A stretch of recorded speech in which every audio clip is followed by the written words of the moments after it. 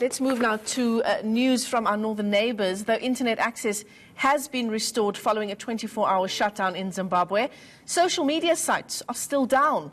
It also appears that public transport has come to a halt and pupils still aren't going to school. For the very latest now from Harare, we're joined on the line by our correspondent Pindai Dube. Pindai, you were describing to me over the past few days a situation where schools are still closed, people are unable to get the basic necessities from shops, and more worrying perhaps, hospitals are not accepting any patients. Is that still the case there?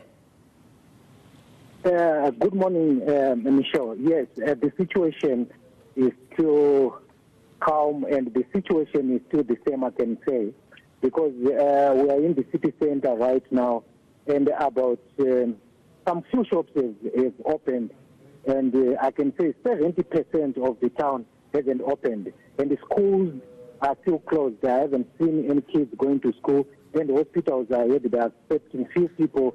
So I can say the situation is still the same. It's 70 to 30. I can say that the city has opened about 30%. So that's the situation right now. Pindai, another worrying revelation now by hospitals in Zimbabwe. 68 people being admitted to hospitals with gunshot wounds following those protests over the fuel price hike. I mean, that's incredibly worrying. And the question is the army to blame? Yes. According to the Zimbabwe Association for Doctors for Human Rights, they are saying over 70 people actually had gunshots, and they are saying more people than what is the government is official. The number coming from government has died.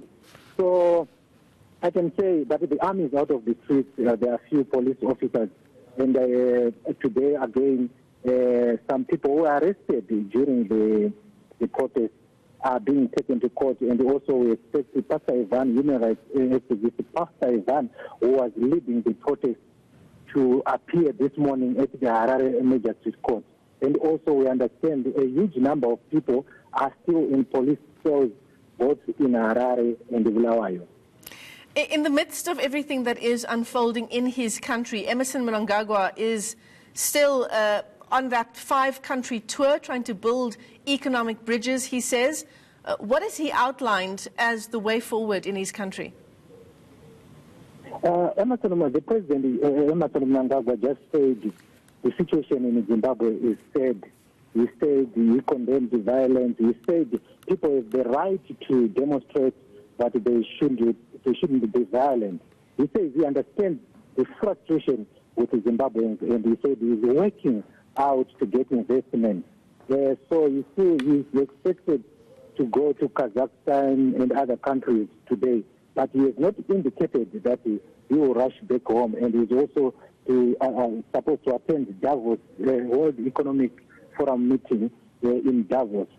But he also mentioned that Zimbabwe is the cheapest fuel in the SADC region and the world. That's why he raised the fuel prices. So there's no indication that he will reduce the fuel prices, which triggered these protests.